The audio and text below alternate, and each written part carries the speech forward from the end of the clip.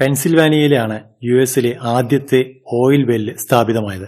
അതിനു മുന്നേ തന്നെ ചെറിയ തോതിലുള്ള ഓയിൽ വെല്ലുകളൊക്കെ സ്ഥാപിച്ചിട്ടുണ്ടായിരുന്നെങ്കിലും കൃത്യമായി ഒരു വ്യാവസായിക അടിസ്ഥാനത്തിൽ ആരംഭിച്ച ഓയിൽ വെല്ല് 1859 ആരംഭിച്ചത്. എന്നാൽ സൗദി അറേബ്യയിലാവട്ടെ ഏകദേശം 1938 ഈ പറയുന്ന വ്യാവസായിക അടിസ്ഥാനത്തിലുള്ള ഒരു ഓയിൽ വെല്ല് സ്ഥാപിതമായത്.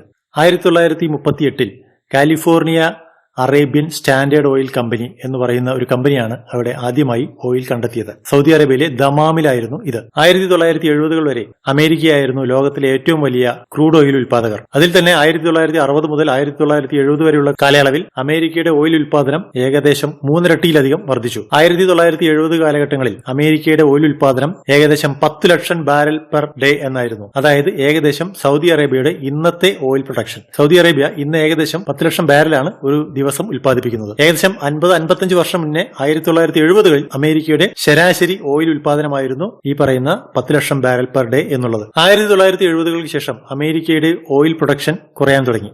അതിന് പ്രധാനമായ കാരണം അമേരിക്കയുടെ ഏറ്റവും വളരെ എളുപ്പത്തിൽ കുഴിച്ചെടുക്കാവുന്ന, ഡ്രിൽ ചെയ്തെടുക്കാവുന്ന ഓയിൽ മുഴുവൻ 1970 എത്തുമ്പോഴേക്കും ഏകദേശം തീർന്നു കഴിഞ്ഞിരുന്നു. കമ്പനികൾ വളരെ എളുപ്പത്തിൽ ലഭിക്കുന്ന എണ്ണയായിരുന്നു അതുവരെ ഡ്രിൽ ചെയ്ത് എടുത്തുകൊണ്ടിരുന്നത്. 1970 വരെ അമേരിക്കയിലെ ഊർജ്ജ ഉപയോഗം കൂടുന്നതിനനുസരിച്ച് ഓയിൽ കമ്പനികൾ മത്സരിച്ച് വളരെ ഈസിയായി ഓയിൽ ലഭിക്കുന്ന സ്ഥലങ്ങളിലെല്ലാം ഓയിൽ വെല്ലുകൾ സ്ഥാപിക്കുകയും ധാരാളം ക്രൂഡ് ഓയിൽ ഖനനം ചെയ്തെടുക്കുകയും ചെയ്തു. എന്നാൽ 1970 ആയപ്പോഴേക്കും ഈ പറയുന്ന എല്ലാ എണ്ണക്കിണറുകളും ഏകദേശം വറ്റി തുടങ്ങി. കമ്പനികളാകട്ടെ അവരുടെ ലാഭം വർദ്ധിപ്പിക്കുക എന്നുള്ളതല്ലാതെ പുതിയ ടെക്നോളജി ഡെവലപ്പ് ചെയ്യാൻ ആവശ്യമായ പണം മുടക്കാൻ തയ്യാറായിരുന്നുമില്ല. അതോടൊപ്പം തന്നെ മറ്റു രാജ്യങ്ങളിൽ നിന്ന് അമേരിക്കയിലേക്ക് എണ്ണ ഇറക്കുമതിയും തുടങ്ങിയിരുന്നു. അപ്പോൾ ഇറക്കുമതി തുടങ്ങുന്ന സമയത്ത് അമേരിക്കയിലെ ഉൽപ്പാദകർക്ക് അവരുടെ ഉൽപ്പന്നം വിറ്റഴിക്കാൻ ബുദ്ധിമുട്ട് നേരിട്ടു. കാര്യം അമേരിക്കയിൽ ആ സമയത്ത് ഉണ്ടായിരുന്ന ഉൽപ്പാദന ചെലവിനേക്കാൾ കുറഞ്ഞ ചെലവിൽ ഉൽപ്പാദിപ്പിക്കുന്ന എണ്ണ അമേരിക്കൻ മാർക്കറ്റുകളിലേക്ക് ധാരാളം വന്നുകൊണ്ടിരുന്നു. അമേരിക്കയുടെ എണ്ണ ഉൽപ്പാദനം കുറഞ്ഞ 1970 തുടക്കത്തിലാണ് ഇസ്രായേൽ അറബ് സംഘർഷമുണ്ടാകുന്നത്. അതിന്റെ ഭാഗമായി അമേരിക്ക ഇസ്രായേലിനെ സഹായിച്ചു എന്ന പേരിൽ ഒപെക് രാജ്യങ്ങൾ എന്ന് പറയുമ്പോൾ ഓയിൽ ഉൽപാദക രാജ്യങ്ങൾ ഒരു ഓയിൽ എംബാർഗോ ഏർപ്പെടുത്തി. ഒപെക് രാജ്യങ്ങൾ ക്രൂഡ് ഓയിൽ പ്രൊഡക്ഷനും കയറ്റുമതിയും കുറച്ചു. ഈ രാജ്യങ്ങൾ യുഎസിലേക്കുള്ള എണ്ണ കയറ്റുമതി നിയന്ത്രിക്കാൻ തുടങ്ങി. സൗദി ഉൾപ്പെടെയുള്ള രാജ്യങ്ങൾ യുഎസിലേക്ക് എണ്ണ കയറ്റുമതി ചെയ്യാതെയായി. ഇതുകാരണം യുഎസിൽ എണ്ണവില ഉയരാൻ തുടങ്ങി. ഉയർന്ന എണ്ണവില അമേരിക്കയുടെ ആഭ്യന്തര എണ്ണ ഉൽപാദനത്തെ ഉത്തേജിപ്പിച്ചു. ഉയർന്ന എണ്ണവില ഉണ്ടാക്കിയ വിലക്കയറ്റം നിയന്ത്രിക്കാൻ അമേരിക്കൻ ഗവൺമെന്റ് അമേരിക്കയിലെ എണ്ണ ഉൽപാദക കമ്പനികളുടെ മേൽ പ്രൈസ് ക്യാപ്പ് ഏർപ്പെടുത്തി. എന്ന് പറയുമ്പോൾ നിശ്ചിത വിലയിൽ കൂടുതൽ ഈടാക്കാൻ പാടില്ല എന്നുള്ള ഒരു നിയമം. അതുകൂടാതെ തന്നെ കമ്പനികൾ വലിയ ലാഭം എടുക്കുന്നത് തടയാനായി വലിയ തരത്തിലുള്ള ടാക്സുകളും അമേരിക്കൻ കമ്പനികൾക്ക് മുകളിൽ അമേരിക്കൻ സർക്കാർ ഏർപ്പെടുത്തി. ഇത് അമേരിക്കയിലെ ആഭ്യന്തര എണ്ണ ഉൽപാദനത്തെ വളരെ സാരമായി ബാധിച്ചു. ഈ ഒപെക് രാജ്യങ്ങളുടെ ഓയിൽ എംബാർഗോ അല്ലെങ്കിൽ ഓയിൽ കയറ്റുമതി നിയന്ത്രണം അമേരിക്കയെ ആഴത്തിൽ ചിന്തിപ്പിച്ചു. ഉൽപാദന നിയന്ത്രണവും കയറ്റുമതി നിരോധനവും കൊണ്ട് ക്രൂഡ് ഓയിലിന്റെ വില ഏകദേശം 4 മടങ്ങ് കൂടി. അമേരിക്ക ഊർജ്ജ ആവശ്യങ്ങൾക്കായി മറ്റു രാജ്യങ്ങളെ ആശ്രയിക്കുന്നത് അമേരിക്കയിൽ അസ്ഥിരതയ്ക്ക് കാരണമാകുമെന്ന് അവർ മനസ്സിലാക്കി. ഇതിന്റെ ഭാഗമായി American president Richard Nixon project independence എന്നുള്ള ഒരു പ്രൊജക്ട് പ്രഖ്യാപിച്ചു. ഈ പ്രൊജക്ടിന്റെ ഭാഗമായി അമേരിക്കയിൽ ഊർജ്ജ മേഖലയിൽ പല മാറ്റങ്ങളും വന്നു. പ്രധാനമായും അമേരിക്ക ഊർജ്ജ ആവശ്യങ്ങൾക്കായി ന്യൂക്ലിയർ പവറിനെ കൂടുതൽ ആശ്രയിക്കാൻ തുടങ്ങി. കൂടുതൽ ന്യൂക്ലിയർ റിയാക്ടറുകൾ സ്ഥാപിക്കപ്പെട്ടു. അതുവരെ ഇന്ധന ഉപയോഗത്തിനെയോ അല്ലെങ്കിൽ ഇന്ധനക്ഷമതയെയോ കുറിച്ച് യാതൊരു തരത്തിലും ചിന്തിക്കാതിരുന്ന അമേരിക്കക്കാർക്ക് ഇന്ധനക്ഷമത കൂടിയ ടെക്നോളജികൾ ആശ്രയിക്കേണ്ടി വന്നു. അതോടൊപ്പം തന്നെ ഓയിൽ കൺസർവേഷൻ എന്ന ഒരു അവബോധം ജനങ്ങളിൽ സൃഷ്ടിക്കുന്നതിന് അമേരിക്കൻ സർക്കാർ നടപടികൾ ആരംഭിച്ചു. ഫ്യൂൽ എഫിഷ്യൻസി കൂടിയ വാഹനങ്ങളും യന്ത്രങ്ങളും അതുപോലെ എയർ കണ്ടീഷണറുകളുടെ താപനിലയിൽ വരുന്ന നിയന്ത്രണങ്ങളും ഉൾപ്പെടെയുള്ള പല കാര്യങ്ങളും ഇതിന്റെ ഭാഗമായി അമേരിക്കക്കാർക്ക് ശീലിക്കേണ്ടി വന്നു.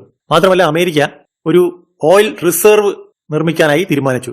1970 അമേരിക്കയുടെ ഓയിൽ ഉൽപാദനം കുറഞ്ഞ സമയത്ത് റഷ്യ ഏറ്റവും വലിയ ഓയിൽ ഉൽപാദന രാജ്യമായി മാറി.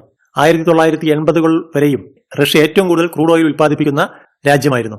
പക്ഷേ 1980 ശേഷം ഓയിൽ ഉൽപാദനത്തിലെ ഈ മികവ് നിലനിർത്താൻ റഷ്യക്കായില്ല. റഷ്യയിലെ ഗവൺമെന്റ് നയങ്ങളിലുണ്ടായ ചില പാളിച്ചകൾ റഷ്യയെ ലോകത്തിലെ 1-ാം നമ്പർ ഓയിൽ ഉൽപാദക രാജ്യം എന്ന നിലയിൽ നിന്ന് താഴേക്കെത്തിച്ചു. ഈ സമയത്താണ് ഗൾഫ് രാജ്യങ്ങളിൽ കാര്യമായ ഓയിൽ പ്രൊഡക്ഷൻ ആരംഭിക്കുന്നത്. 1970 80 ഗൾഫിൽ ധാരാളം ഓയിൽ കമ്പനികൾ സ്ഥാപിതമായി. വളരെ വ്യാപകമായിട്ടുള്ള ഓയിൽ പ്രൊഡക്ഷനും ആരംഭിച്ചു. പക്ഷേ 2010 മുതൽ അമേരിക്ക പതിയെ അവരുടെ ഓയിൽ പ്രൊഡക്ഷൻ കൂട്ടാൻ തുടങ്ങി.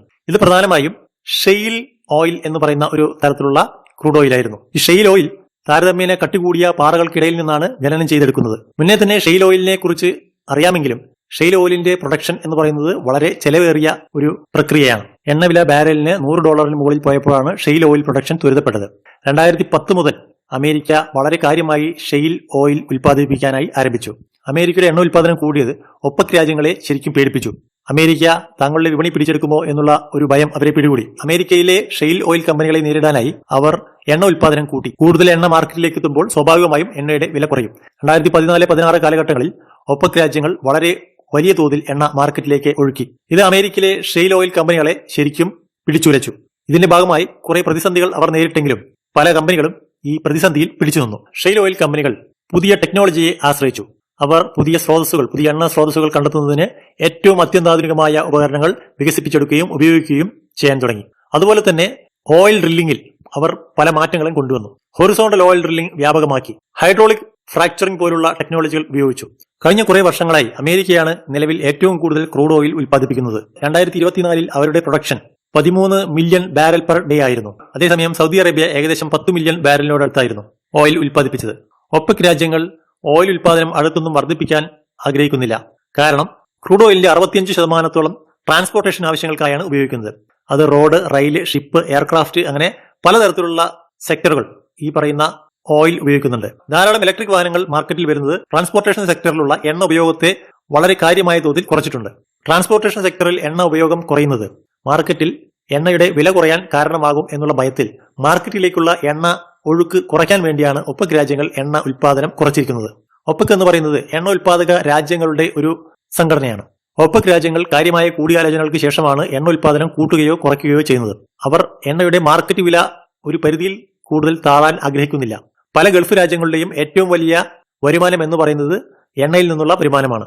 അതേസമയം അമേരിക്കയിലെ ഷെയിൽ ഗ്യാസ് ഉൽപ്പാദന കമ്പനികൾ മാർക്കറ്റ് ഡിമാൻഡിനനുസരിച്ചാണ് അവരുടെ പ്രൊഡക്ഷൻ നിയന്ത്രിക്കുന്നത്. ഷെയിൽ ഗ്യാസിന്റെ ഒരു പ്രത്യേകത സാധാരണയുള്ള ഓയിൽ വെല്ലുകളിൽ നിന്ന് വ്യത്യസ്തമായി ഓയിൽ വെൽ കുഴിച്ചാൽ 1-2 വർഷത്തിനുള്ളിൽ തന്നെ ആ ഓയിൽ വെല്ലിൽ നിന്ന് ഉൽപ്പാദിപ്പിക്കാവുന്ന എണ്ണയുടെ ഏകദേശം 80% പുറത്തേക്ക് എടുക്കാമെന്നുള്ളതാണ്. അതേസമയം സാധാരണ ഓയിൽ വെല്ലിലാണെങ്കിൽ വളരെ കൂടുതൽ വർഷങ്ങൾ ഒരേ നിലയിൽ എണ്ണ ലഭിക്കുന്നതാണ്. ഇത് ഷെയിൽ ഉൽപ്പാദന കമ്പനികൾക്ക് വളരെ പെട്ടെന്ന് തന്നെ അവരുടെ ഓയിൽ ഉൽപ്പാദനം കൂട്ടാനോ കുറയ്ക്കാനോ ഉള്ള സൗകര്യം നൽകുന്നു.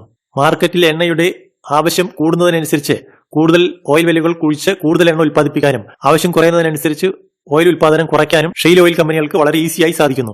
സൗദി അറേബ്യയിൽ ഒരു ബാരൽ എണ്ണ ഉൽപ്പാദിപ്പിക്കാൻ ഏകദേശം $5 ചെലവ് വരുമെന്നാണ് കണക്കാക്കപ്പെടുന്നത്. അതേസമയം റഷ്യയിലാണെങ്കിൽ $20, യുഎസിലാണെങ്കിൽ $40 ചെലവ് വരും എന്നാണ് കണക്കാക്കപ്പെടുന്നത്.